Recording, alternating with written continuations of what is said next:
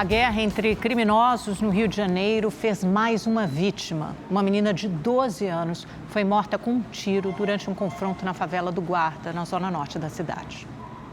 No IML, mais uma família devastada pela violência. Camila Vitória de Souza Silva tinha apenas 12 anos. Estava brincando com outras crianças em uma praça na favela do Guarda, em Del Castilho, zona norte do Rio, quando foi atingida por um tiro. Aí ela sentou na quadra, aí depois ela se deitou. E ela, pai, eu não, vem não, fica aí. Mas não deu pra ir até ela, porque tava correndo muito tiro. Aí depois que acabou os tiros, aí eu fui lá perto dela, eu e os vizinhos, e nós socorremos ela.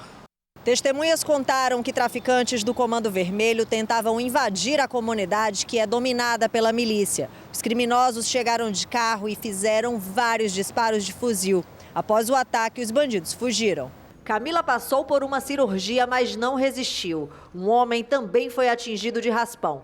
Segundo a Polícia Militar, não havia ação da PM na comunidade. E quando as equipes chegaram, os criminosos já tinham ido embora. Hoje, o governador Cláudio Castro afirmou que a atuação da polícia para combater o crime organizado é limitada por conta da DPF nas favelas, que restringe operações nas comunidades cariocas para reduzir as mortes em ações policiais. A consequência que ela está trazendo é um fortalecimento territorial das facções. A gente precisa urgentemente, eu já tenho falado isso, que a DPF 635 seja extinta para que a polícia possa fazer o combate nas comunidades e livrar a vida daquelas pessoas do julgo de tráfico e de milícia. Camila será enterrada amanhã. O pai conta que a menina era boa aluna e que queria ser veterinária. Ela se preparava para participar de um campeonato de vôlei e já tinha até escolhido o presente de Natal. Ela pegou e falou bem assim, pai, eu quero um presente de Natal. Aí eu, o que é que você quer, minha filha? Fale. Ela falou, eu quero uma joelheira para jogar vôlei. Aí eu, só isso, minha filha? É só, pai, para me disputar o campeonato. Mas não deu tempo de eu comprar. Foi encontrado hoje o corpo do homem levado pela enxurrada ontem na zona norte de São Paulo. Imagens gravadas por uma moradora mostram o momento em que dois homens tentam atravessar uma avenida tomada pela enchente. Um deles se joga levado pela correnteza. O outro tenta voltar, mas acaba se jogando também. A mulher que registra a cena pelo celular se desespera. Meu Deus, ele pulou! Meu Deus, ele foi embora! O vídeo não mostra, mas um deles conseguiu sair. Cosme Gomes, de 50 anos, não teve a mesma sorte e foi levado pela força da enxurrada. A vítima foi encontrada na manhã de hoje perto de um piscinão no bairro de Brasilândia. Em Ibitinga, interior de São Paulo, os bombeiros também localizaram o corpo de um menino de 5 anos no rio Jacareguaçu. Ele foi levado por uma enxurrada junto com a mãe há 3 dias. O corpo dela foi encontrado ontem. Ai, tantas histórias trágicas, né? Vamos conversar com Igor Silveira, saber como é que fica a previsão do tempo para esse fim de semana. Boa noite, Igor. Boa noite, Amanda. Boa noite, Augusto.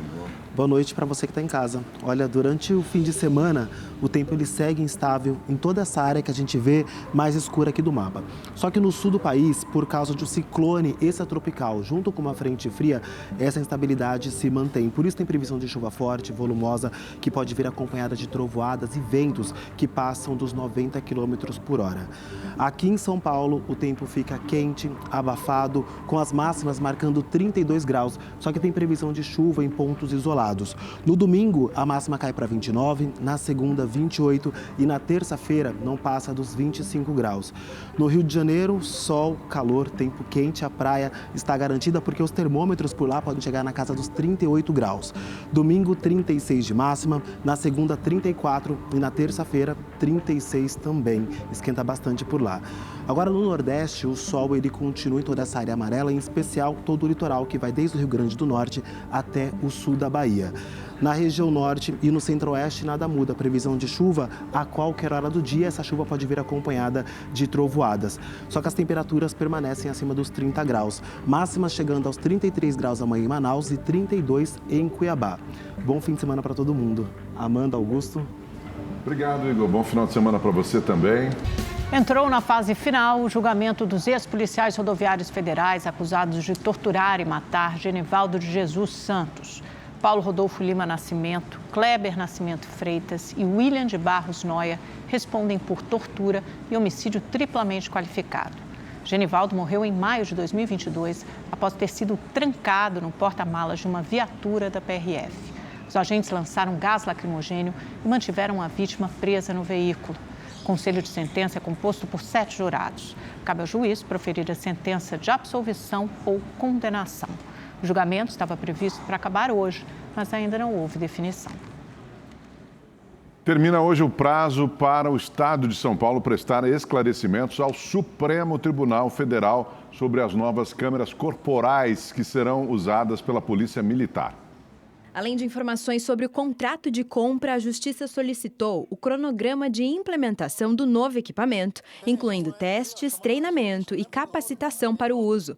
Pediu também um relatório que comprove a melhor efetividade das novas câmeras. A discussão voltou a ganhar destaque porque as novas câmeras corporais não gravam de forma ininterrupta como as que são usadas hoje. É o agente quem decide quando iniciar a gravação. Para a Defensoria do Estado, a mudança impede maior controle público da ação policial. Se com o modelo atual a gente já está vivendo os problemas que a gente está vivendo, por que a gente vai retroceder, botar um modelo que vai gravar menos imagens? Não tem nenhum sentido, nada que justifique. Então, é muito importante que a gente consiga caminhar para ter cada vez mais imagens, que as ocorrências sejam mais gravadas. O Ministério da Justiça e Segurança Pública anunciou o repasse de 27,8 milhões de reais para a compra de 2.000 novas câmeras corporais, o que elevaria para 14 mil o número de equipamentos em operação, mas reforçou que o Estado terá que comprovar que segue as diretrizes federais para receber o recurso. A gente está vendo esses reiterados episódios, né? O aumento da letalidade policial, esses episódios de uso abusivo da força. E a gente precisa saber como o Ministério Público está lidando com isso. É o Ministério Público que controla a polícia. Então, o que ele está fazendo também no sentido de investigar e de responsabilizar os policiais que agiram fora do que preconizam os manuais, né? Ontem, o governador Tarcísio de Freitas disse que mudou a posição em relação ao uso do equipamento e também falou sobre a necessidade de rever algumas condutas da corporação. O que a gente precisa fazer em termos de comparação com outras polícias do mundo? O que a gente tem que fazer em termos de intercâmbio? O que a gente tem que intensificar em termos de treinamento? O que a gente tem que fazer em termos de reciclagem? O que a gente tem que fazer em termos de incorporação de novos equipamentos? Você pega, por exemplo, a questão das câmeras. Eu era uma pessoa que estava completamente errada nessa questão, né? Então eu tinha uma visão equivocada. Hoje eu estou absolutamente convencido que é um instrumento de proteção da sociedade, do policial. E nós vamos não só manter o programa, mas ampliar o programa. Isso precisa se reverter em políticas práticas. Isso precisa se reverter, por exemplo, numa escolha melhor de protocolo de acionamento das câmeras. Isso precisa se reverter em uma prioridade para o controle do uso da força da Polícia Militar. Isso precisa se reverter também numa atuação mais firme do Ministério Público de fiscalização. Mas me parece que ontem foi um dia positivo para quem tem interesse numa melhor segurança pública no Estado de São Paulo. Nos últimos 30 dias no estado de São Paulo, 45 policiais militares foram afastados de suas funções e 2 foram presos por envolvimento em casos relacionados a abuso de autoridade e letalidade policial. E hoje, Amanda, o homem que foi jogado de uma ponte por um policial militar na zona sul de São Paulo no último domingo prestou depoimento. A repórter Estela Freitas acompanha o caso e traz ao vivo os detalhes para a gente. Oi, Estela, o que o homem contou na polícia? Oi, Augusto, uma boa noite a você, a Amanda e a todos que nos acompanham. Marcelo Barbosa do Amaral disse que naquele dia voltava da casa da esposa de moto quando se deparou com diversos policiais com cacetetes nas mãos. Então ele freou a moto e os policiais começaram a correr na direção dele. Ele disse que se assustou com a quantidade de PMs e por isso desceu da moto e também começou a correr. Ele relata que naquele momento foi agredido por um cacetete na cabeça e nas costas. Disse que o mesmo policial que o agrediu pegou no colarinho da camisa dele e o levou até a ponte. Falou que naquele momento foi ameaçado, que o policial deu duas alternativas, ou que ele se jogasse da ponte ou então seria jogado junto com a moto. Ele disse que naquele momento respondeu afirmando que não era ladrão e que também a moto não era roubada. Foi quando o policial pegou na perna dele e o arremessou da ponte. Ele disse que quando caiu no córrego encontrou algumas pessoas em situação de rua que o ajudaram a fugir, que ele estava com a cabeça sangrando por conta da pancada do cacetete, que uma pessoa que dirigia um veículo parou, socorreu e o levou até uma unidade de pronto atendimento. Ele disse que não entendeu o motivo da agressão porque não estava em alta velocidade e também não havia nenhum tipo de perseguição. Falou que os policiais não pediram documentos e nem perguntaram o nome dele. Marcelo disse que trabalha como manobrista e que reconheceu o policial que o agrediu através das imagens divulgadas, sendo então o PM Luan Felipe Alves Pereira, o policial militar que foi preso ontem. Augusto, Amanda. Uma coisa absolutamente bárbara, né, Estela? Quer dizer, jogado de uma altura de 3 metros, caído no córrego, uma tentativa de assassinato, né? E sem prestação de socorro. Essa foi a polícia, um policial de São Paulo. E foi divulgado hoje mais um caso de agressão policial aqui na capital paulista. Policiais agrediram uma mulher na zona sul da capital. Uma mulher foi agredida com socos e chutes por policiais enquanto está imobilizada no chão durante a abordagem. Ela consegue se levantar e tenta dar um tapa no rosto do agente, atingindo o visor do capacete dele. O policial revida com socos. Um outro policial dá um mata-leão nela. Golpe proibido pela corporação desde 2020. Enquanto isso, moradores tentam apartar. Na sequência, dá para ver a mulher apanhando várias vezes de uma policial. Em nota, a Polícia Militar afirmou que não compactua com desvios de conduta e que apura todos os casos envolvendo os agentes. Também disse que essa ação foi registrada pelas câmeras corporais dos PMs e as imagens serão analisadas. Foi preso um policial militar que matou um homem durante um furto em um mercado na zona sul de São Paulo. O pedido de prisão preventiva foi feito pelo Ministério Público e aceito pela Justiça. Para a promotoria, o motivo do crime foi considerado fútil, uma vez que Vinícius de Lima Brito reagiu de forma desproporcional ao atirar 11 vezes na vítima que estava de costas e desarmada, além de colocar outras pessoas em risco. Hoje, o PM passou por audiência de custódia e foi levado para o presídio militar Romão Gomes. O risco de uma pessoa negra morrer em uma intervenção policial é quase 4 vezes maior que a de uma pessoa branca. A constatação foi feita pelo Fórum Brasileiro de Segurança Pública com base em uma análise que levou em conta mais de 6 mil mortes no país. Mais de 80% dessas pessoas eram negras.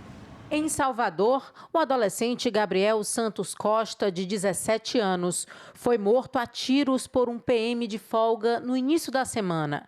O amigo dele, de 19 anos, também foi atingido, mas segue internado. Em outubro, Ítalo dos Santos Nascimento, de 25 anos, foi morto por policiais durante uma abordagem em Aracaju.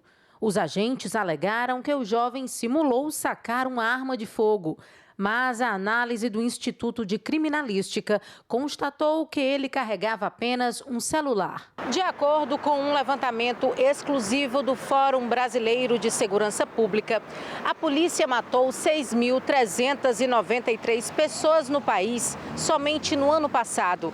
Desse total, 82,7% das vítimas eram negras. O estudo também revela que em 2023, a polícia brasileira matou somente pessoas negras em 447 cidades do país. A região Nordeste concentra mais da metade dos casos. Desse total, 118 municípios estão na Bahia, que tem uma população com 80,8% de pretos e pardos. A pesquisa pontua que o risco relativo de um negro morrer em uma intervenção policial é 3,8 vezes superior à de um branco. O principal motivo de nós termos uma concentração tão grande de pessoas negras entre as vítimas da polícia é exatamente o racismo, né? Então existe uma expectativa social, uma expectativa institucional de que determinados corpos que são entendidos como suspeitos, como perigosos, como abjetos, como indesejados, sejam controlados, especialmente pelo uso da força por parte da polícia. O filho de Tânia Brito pertence a esta estatística. Juan dos Santos tinha apenas 14 anos quando tomou um tiro na cabeça disparado por um policial militar em Fortaleza, no Ceará. Já se passaram 5 anos e a família segue lutando por justiça. Você tem obrigação de limpar o nome do seu filho, porque meu filho foi chamado de bandido. Uma criança de 14 anos. Meu filho estudava, meu filho tinha uma vida. E todo dia você tem que limpar o nome do seu filho, lutar. Implorar que o seu filho seja cidadão na boca da polícia. É preciso bancar uma decisão política de controlar as polícias e especialmente pelo fortalecimento da atuação do Ministério Público. E os ministros do Supremo Tribunal Federal formaram maioria para manter o ministro Alexandre de Moraes como relator do inquérito sobre a tentativa de golpe de Estado. Vamos a Brasília falar com o repórter Igor Damasceno, que está ao vivo e traz todas as informações para a gente desse caso, né, Igor? Boa noite para você.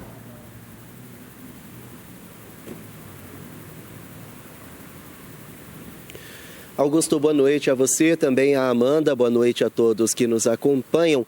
Olha, a defesa do ex-presidente Jair Bolsonaro pediu ao Supremo que impedisse Alexandre de Moraes de conduzir o inquérito. A justificativa é um eventual conflito de interesses, já que nas investigações Alexandre de Moraes aparece como um dos alvos da suposta tentativa de golpe de Estado.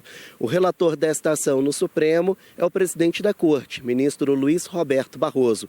Ele votou por negar esse pedido e argumentou que os crimes de abolição violenta do Estado Democrático de Direito e também tentativa de golpe de Estado tem como objetivo, tem como sujeito passivo toda a coletividade e não uma vítima individualizada, no caso, Alexandre de Moraes. O julgamento ocorre em plenário virtual, ou seja, com voto eletrônico e sem a necessidade de uma sustentação oral. O placar, até o momento, é de 6-0 contra o pedido da defesa de Bolsonaro. Além de Barroso, também já votaram os ministros Flávio Dino, Cristiano Zanin, Edson Fachin, Gilmar Mendes e Dias Toffoli. Eu lembro a vocês que Alexandre de Moraes está impedido de votar nesta ação. Os demais ministros têm até o dia 13 para registrarem o voto no sistema. E olha, pessoal, ainda falando a respeito de tentativa de golpe de Estado, a Polícia Federal pediu ao próprio ministro Alexandre de Moraes o compartilhamento de informações do inquérito da ABIN Paralela. Os investigadores apuram o uso dos sistemas da Agência Brasileira de Inteligência para o monitoramento indevido de inimigos políticos de Bolsonaro. A polícia acredita que há um elo entre as investigações. Até o momento, o ministro ainda não se manifestou sobre esse pedido. Amanda, Augusto. Obrigada, Igor. São vários elos dessa cadeia, né? Todos tratam, de alguma forma, dialogam sobre essa trama golpista. Por isso, o ministro Alexandre de Moraes é o relator de todos esses inquéritos e já se formou maioria no Supremo. 6 de 10 ministros, porque o Moraes não vota a favor dele continuar como relator dessa investigação que trata da trama golpista. Famílias fazem campanhas e tentam na justiça o direito ao tratamento para pacientes que têm uma síndrome rara, que causa fraqueza muscular. O medicamento custa mais de 17 milhões de reais. Hoje o Felipe está com 3 anos, mas logo nos primeiros meses de vida, a família percebeu que o desenvolvimento dele não estava como se esperava. Nosso filho, desde o início, ele sempre teve atrasos nos marcos motores de desenvolvimento. Então, a primeiro momento, nós achávamos que era o jeitinho dele, o tempo dele, mas começou a ficar significativo algumas questões, principalmente a questão da fala. Depois de alguns exames, veio o diagnóstico. Aí nós fizemos o primeiro exame do CPK, e onde foi o susto, né? Porque o CPK dele, de uma criança normal, é 170. O dele deu quase 20 mil, o primeiro exame. Foi quando, então, o exame genético confirmou a distrofia muscular de Duchenne. A síndrome de Duchenne é uma doença rara, que não tem cura. Causa fraqueza muscular e afeta principalmente os meninos. Geralmente, o portador da síndrome, ao atingir a idade entre 9 e 11 anos, pode precisar de cadeira de rodas. Para amenizar os sintomas, os médicos recomendam uma terapia paliativa à base de corticoides. O único medicamento que bloqueia o avanço da síndrome de Duchenne é um remédio que foi desenvolvido e aprovado nos Estados Unidos. Ele funciona com uma única dose, mas o custo dele é extremamente alto, cerca de 17 milhões de reais. O Elevides, ou aqui em português, o Elevides, né, que é uma terapia gênica recombinante. Você faz uma injeção endovenosa no paciente, uma aplicação, e esse vírus entra nas células musculares e passam a produzir uma microdistrofina, que é a proteína que falta nesses indivíduos. O Henrico, de 5 anos, depois de uma grande mobilização, conseguiu o valor para fazer uso do Elevides, e o resultado foi excelente. Então, o Henrico, ele tinha dificuldade de subir escada. A gente percebe que hoje ele sobe muito mais fácil, muito mais facilidade. O Henrico, ele para se levantar era muito difícil. Hoje o Henrico levanta rápido, o Henrico corre, ele brinca. Para dar a mesma esperança a outras famílias, os pais do Henrico criaram a associação Salve o Henrico.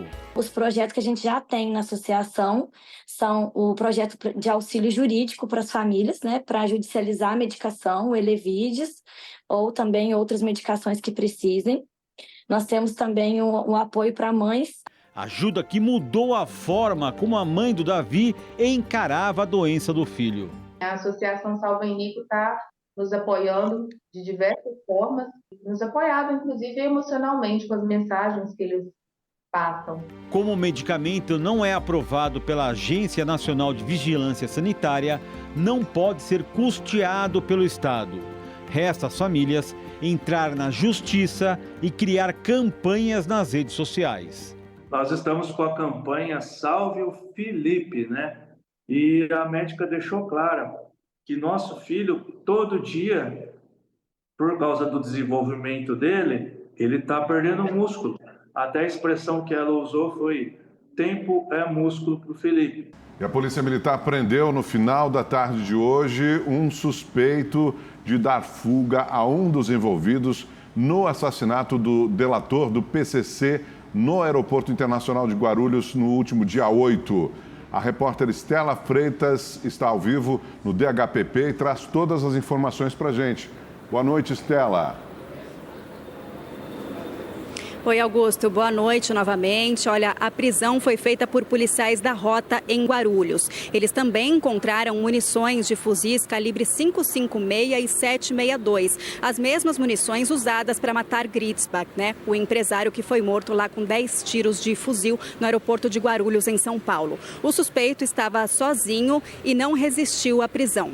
Marcos Henrique Soares é apontado como ajudante de fuga de um dos envolvidos no assassinato do delator do PCC lá em Guarulhos. Ele é apontado pelas investigações como o mandante ali do esquema de fuga. Inclusive, teria sido ele que levou o Cauê Amaral Coelho, um dos principais investigados pela morte do Gritzbach, ao Rio de Janeiro, e também o responsável por trazê-lo de volta depois que Cauê foi ameaçado de morte pelo Comando Vermelho. Marcos Henrique, então, é o primeiro a ser preso por envolvimento na morte de Gritzbach, e o depoimento dele deve ajudar a esclarecer a dinâmica do grupo naquele dia. Augusto, Amanda. Obrigada, Estela. Apesar do acordo de livre comércio entre Mercosul e União Europeia ter sido anunciado oficialmente, ainda não há uma previsão de quando o tratado passaria a valer, principalmente por conta da aprovação dos países que fazem parte do bloco europeu. Mas especialistas e setores já avaliam que o acordo pode ser benéfico para os sul-americanos. O acordo entre Mercosul e União Europeia pode resultar em menos taxas para as importações e assegura que fornecedores de bens e serviços sejam tratados como se fossem domésticos, ou seja, os preços comercializados no Brasil e em outros países dos itens importados da Europa podem ser reduzidos.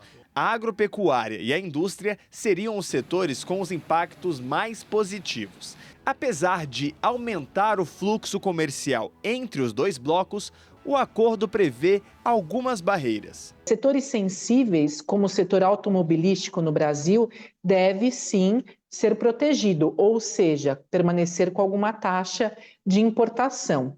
Da mesma forma que para a Europa existem alguns setores sensíveis, como a própria carne, o açúcar e alguns produtos agrícolas.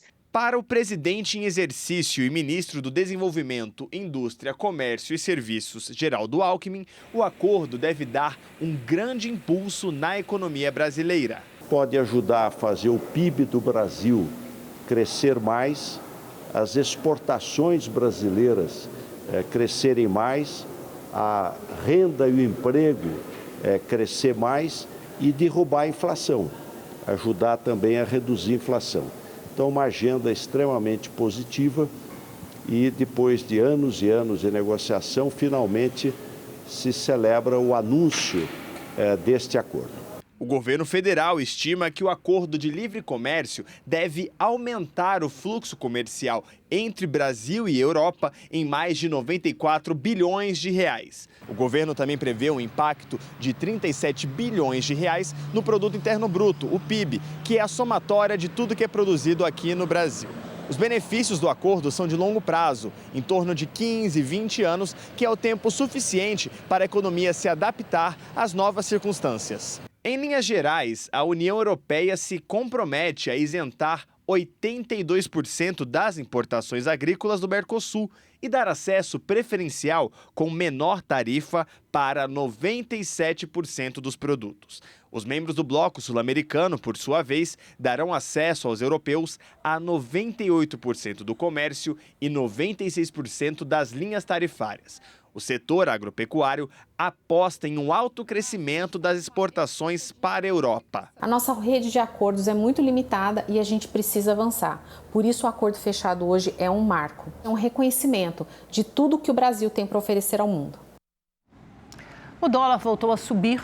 Hoje encerrou o dia batendo um novo recorde, cotado a R$ 6,07. Já o Ibovespa, o principal índice da Bolsa Brasileira, finalizou a sessão desta sexta em queda de 1,5% aos 125.945 pontos. A Polícia Civil de Goiás procura por 3 influenciadoras digitais alvos de uma operação que investiga crimes de estelionato, jogos de azar e lavagem de dinheiro. Uma delas seria beneficiária do Bolsa Família. Os mandados de busca e apreensão foram cumpridos na cidade de Lusiânia, na região do Distrito Federal e em São José dos Campos, interior de São Paulo. Locais apontados pelas investigações como endereços das influenciadoras Tauane Alexandra, Carol de Souza e Aline Reis. As acusadas são conhecidas por ostentar nas redes sociais carros importados, viagens ao exterior, aquisições de imóveis, joias, artigos de luxo comprados, segundo a polícia, com o dinheiro do crime por meio de jogos do Tigrinho. Ficou bastante evidente que elas praticavam estelionato, exploração de jogos de azar e provável lavagem de capitais, tendo em vista os ganhos, a ostentação nas redes sociais de uma vida de luxo. Eram carros importados, eram viagens ao exterior, tudo isso, aquisições de imóveis, tudo isso chamou a atenção da polícia e evidenciou que elas estavam absolutamente envolvidas, incitando pessoas, incentivando pessoas com simulações de jogos, de ganhos, o famoso, através especialmente do famoso jogo do Tigrinho, em que os ganhos eram expressivos. Segundo o delegado, apesar da ostentação de uma vida de luxo, uma das influenciadoras, Aline Reis, estava cadastrada até o mês de abril como beneficiária do Bolsa Família. Ela teve os seus bens bloqueados em quase 8 milhões de reais. Tauane Alexandra em 800 mil e Carol de Souza em 600 mil reais. Nenhuma delas foi presa. Foi sancionada a lei que proíbe o uso de celulares nas escolas de São Paulo. Aprovado por unanimidade na Assembleia Legislativa do Estado, o projeto prevê a proibição de qualquer dispositivo eletrônico com acesso à internet durante as aulas, intervalos, recreios e atividades extracurriculares. O novo texto altera 2 artigos de uma lei de 2007, que já proibiu os celulares nas escolas, mas apenas durante o horário das aulas. Agora, os colégios deverão criar canais de comunicação entre pais, responsáveis e a instituição de ensino. A nova legislação, que abrange os ensinos básico, fundamental e médio, passa a valer a partir do ano que vem em escolas públicas e particulares. Em Belo Horizonte, uma feira nacional de artesanato reúne a criatividade e o talento de 3.000 artistas de vários cantos do Brasil. São trabalhos manuais, repletos de histórias e afetividade que podem ser vistos de perto até o próximo domingo. Em solo mineiro, uma combinação pra lá de boa. Cafés especiais, cachaças, queijos e muito artesanato. Nós temos bordados, nós temos a renda, nós temos um trabalho no barro, excelente trabalho no barro. É uma variedade infinita. São mais de 3.000 expositores de todas as regiões do Brasil. Produtos feitos com linhas, tecidos, madeira. Aqui tudo é feito à mão. As peças moldadas em barro carregam a história e a alma de Dona Isabel Mendes da Cunha, uma das principais ceramistas do Vale do Jequitinhonha. O trabalho dela abriu caminho para o artesanato da região e ganhou o mundo. As moringas, que era para guardar água, as talhas, se transformam em bonecas e hoje um adorno. Quando ela ganha o prêmio internacional da arte popular da Unesco para a América Latina em 2004, aí sim, de fato, a Dona Isabel fica, no cenário nacional e internacional ainda mais forte. Levantamentos do IBGE mostram que 8,5 milhões de brasileiros trabalham com artesanato e movimentam cerca de 100 bilhões de reais por ano no país. Só aqui, durante os dias da feira, a expectativa é movimentar 55 milhões de reais. O importante dessa venda não é a venda que ele faz aqui, é os contatos que ele faz, tá? Que vão gerar negócio para ele em 2025. A Giovana é filha de artesãos. Aprendeu a costurar ainda criança. Tem obras que remetem à história de Sá Carolina, uma ex-escrava de Itabirito, cidade onde nasceu. Ela subia as ladeiras da cidade, indo para a matriz de Nossa Senhora da Boa Viagem. E ela carregava na cabeça uma lata e saía de casa em casa pedindo flores para decorar o altar de Nossa Senhora. Essas bonecas de pano que retratam o cotidiano de mulheres negras históricas. Maria Conga e Maria Filó, por exemplo, são representadas com os famosos pastéis de angu. Elas eram escravas e elas pegavam o angu, então para levar só angu não era legal. Então elas colocavam carne dentro do angu e fechavam, e fritavam e levavam para os amigos. É um espaço que celebra a diversidade do artesanato mineiro, com suas muitas matérias-primas, com muitas histórias. Histórias que viram lembranças e nesta época do ano são excelentes opções de presentes. Eu já comprei uma moringa, comprei 2 formiguinhas, a coisa mais linda, e ainda vou comprar mais umas coisinhas até o final. Eu trabalho a cabaça, ou em pé, ou deitada, preencho com musgo e monto o presépio. Muito delicado. Se você ver e observar cada detalhe que ela colocou, a gente vê realmente com muito amor que ela faz. Rede TV News desta sexta-feira fica por aqui. Obrigado por sua companhia. Um ótimo final de semana. Bom fim de semana. Nos vemos amanhã a partir das 9h30 da noite. Até lá. Tchau, tchau.